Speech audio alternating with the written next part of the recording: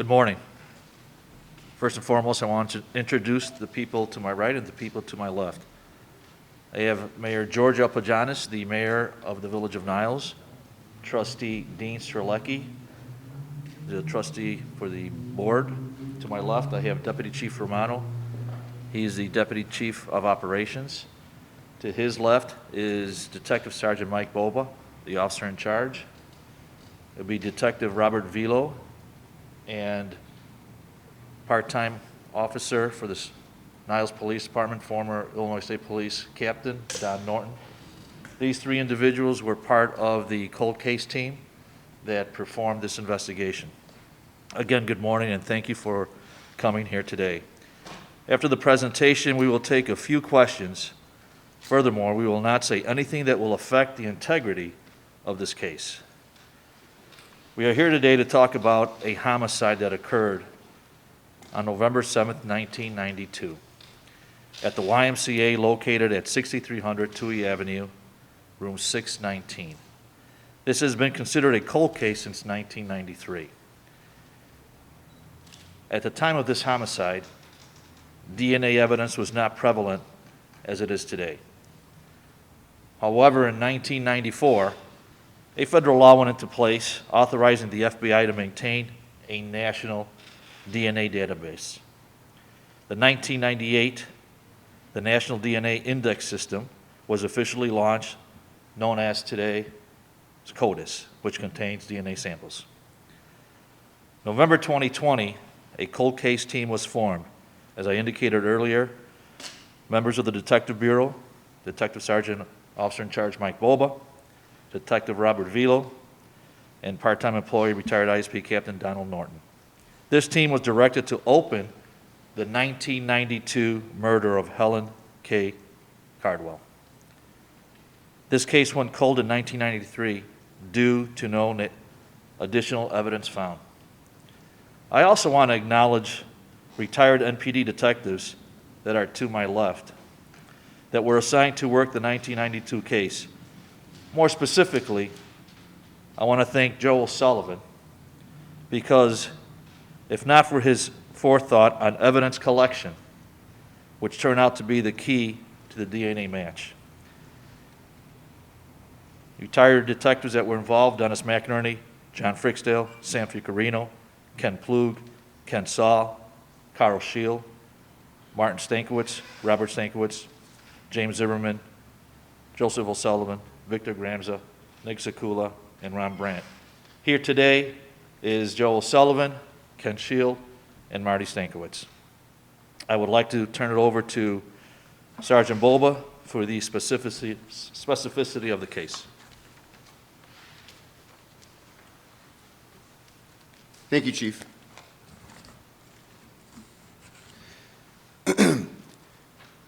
The victim in this homicide was Helen Kent Cardwell. Helen was 35 years old at the time of her death. She had recently moved to the Chicago area from New Jersey. Helen was living at the time at the residential tower at the YMCA in Niles. Helen was due to start work at Lutheran General Hospital shortly after her death. On the evening of November 8th, 1992, Helen Cardwell was found deceased in her room by her family members who had come for a weekly visit. Helen was initially found by both her sister and brother-in-law and a member of the maintenance staff of the YMCA. The Cook County Medical Examiner determined the cause of death in this case to be strangulation. This case was worked from November of 1992 through 1993, at which time the case went cold due to a lack of investigative leads. In November of 2020, members of the Niles Police Detective Bureau were given the opportunity to reopen the 1992 murder of Helen Cardwell. Upon reopening this case, Niles detectives were able to submit numerous items of evidence to the Northeastern Illinois Regional Crime Lab, which is located in Vernon Hills, Illinois. The crime lab was able to extract DNA from some of the samples that were submitted. That DNA was entered into the CODIS system, and the results of that were the identification of Richard J. Sisto as the suspect in this 1992 murder. Richard Sisto was originally paroled to Illinois from Texas in April of 1992. Sisto was in Illinois at the time of the murder, both living and working in the area. Mr. Sisto was on parole as a result of a 1977 conviction in Dallas County, Texas, for a sexual assault. In 2005, Richard Sisto was arrested by the Schaumburg Police Department on a parole violation issued by Texas Parole, and also for his failure to register as a sex offender in Illinois. At that time, he was sent back to Texas and into the custody of the Texas Department of Corrections from 2005 until early 2006, when he was once again released on parole. Sisto has had no other contact with law enforcement since 2006. On August 17, 2021, as part of our regular investigatory process, we would run name checks of Mr. Sisto through our computer systems. On the 17th, we discovered that Mr. Sisto was taken into custody in Harris County, Texas, which is the Houston area, on August 16th. With the assistance of the Harris County District Attorney's Office, we were able to obtain a search warrant for Sisto's DNA, and we were able to conduct interviews with Sisto in Houston, Texas. We traveled there in September of 2021, where an interview was conducted and the DNA sample was gathered. After additional review by the Cook County State's Attorney's Office, an arrest warrant was issued on October 15th for first-degree murder for Richard J. Sisto for the November 1992 murder of Helen Kent Cardwell. Sisto is still in the custody of the Harris County Sheriff's Department in Harris County, Texas, and the extradition process will be beginning shortly to bring him back to Illinois. The Niles Police Detective Bureau would like to thank some people too, as we have this opportunity. First, we'd like to thank Noka and Dennis Irvin, Helen's sister and brother-in-law, for their patience and their support during our investigation. We'd also like to thank Chief of Police Louis Tegera and Deputy Chief Joseph Romano for allowing us to reopen this case, and the support that they gave us and the confidence they had in us and their willingness to provide us with the resources we needed to bring this case to a successful conclusion. We'd also like to thank Sarah Ozadnik from the Northeastern Illinois Police Crime Lab. She was the DNA analyst that we worked with, and she was very instrumental in what we submitted and how it was analyzed, and eventually leading us to this DNA match. We'd like to thank the Cook County State's Attorney's Office, specifically Assistant State's Attorney Andrew Varga, Assistant State's Attorney Michael Knight, and Assistant State's Attorney Katie Seifert, who are all part of the Cold Case Homicide Unit.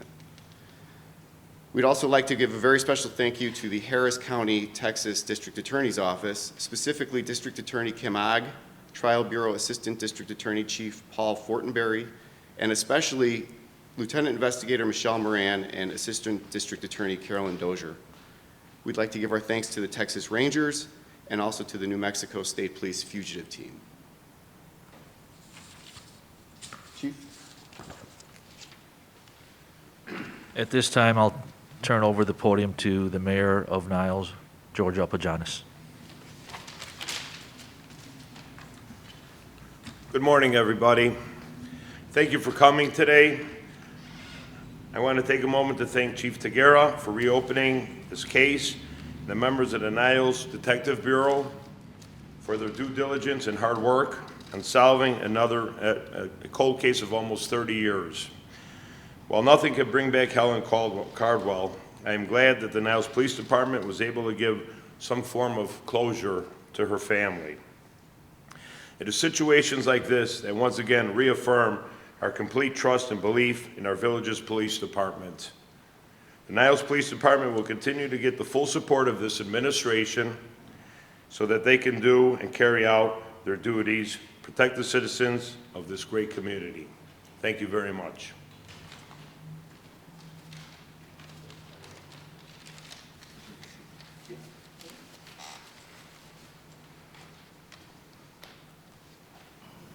Okay, I just want to express my gratitude to the Niles Police Department for solving the murder of my sister. I'm so grateful that they decided to reopen this case, and I just appreciate everyone's efforts in solving her murder. And I just again want to say thank you so much.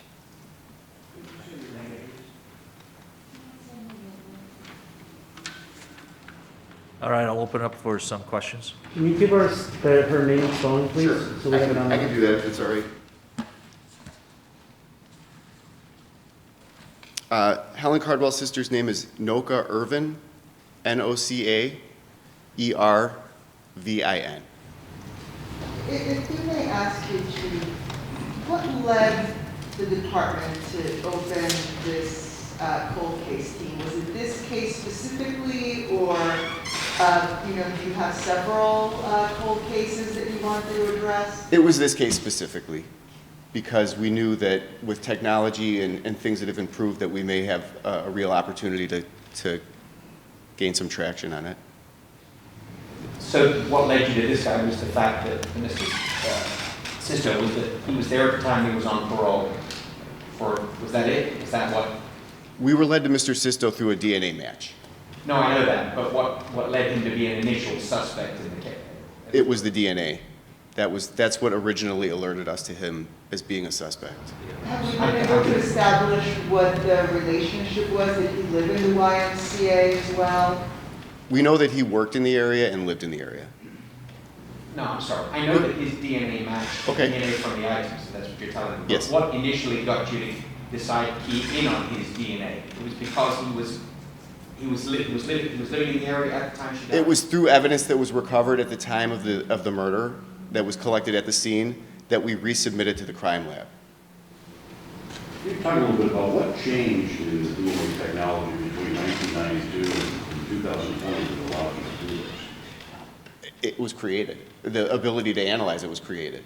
And in the early 90s, that wasn't there. So once that became a potential avenue for us to examine evidence and to locate suspects, that's what pushed us to do it. So the reason is it wasn't available in the early 90s. And why wait until November 2020? We just had the opportunity, things lined up, and we knew that we wanted to look back into the case, and we had the support of the chief and the deputy chief and the administration, and we took advantage of it. Can you talk more about the DNA evidence that you collected? What was it collected in? Just talk about that. I don't want to be specific as far as the evidence that was collected, other than the fact that it was DNA that linked Richard Sisto to this case, only because we don't want it to harm the integrity of this case, because it still has not gone to trial. And he was not on your radar at that time, correct?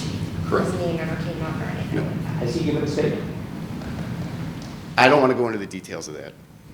Can you give any more details on the extradition, how quickly that will happen? I don't know how fast it's going to be. We've started the process. We've been in contact with the Cook County Sheriff's Police Extradition Unit, who will work with the Harris County, Texas Corrections and Sheriff's Department in order to extradite him back up here, but I don't know how long that'll take. I know they're not up on stage with you, but I'm wondering if anyone who worked this case when it first happened could just talk to solving this. You know, how frustrating it maybe was at the time when it went cold, and being able to solve this all these years later. You know, and I know that in speaking with them throughout this, that it was something that has been in their heads, and it was frustrating at the time. And I know that they're appreciative of the fact that we were able to reopen the case and we were able to bring some closure. Just so I'm clear, Sisto was never a suspect at the time.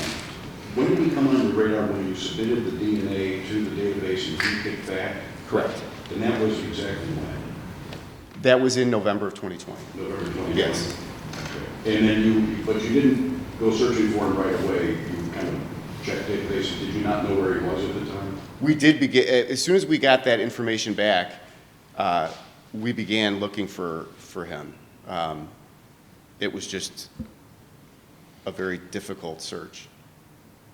So. When you began looking for him, you said it's a difficult search.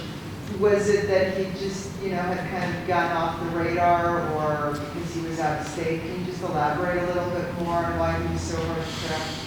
From what we were able to gather from our investigation and using the tools that we had available to us, he had completely gone off the radar. He was just living a dark, I guess would be the term. He was nowhere to be found. Can you talk about why he was in police custody when he was located? In Texas, he had a warrant from Texas through their parole and corrections bureau.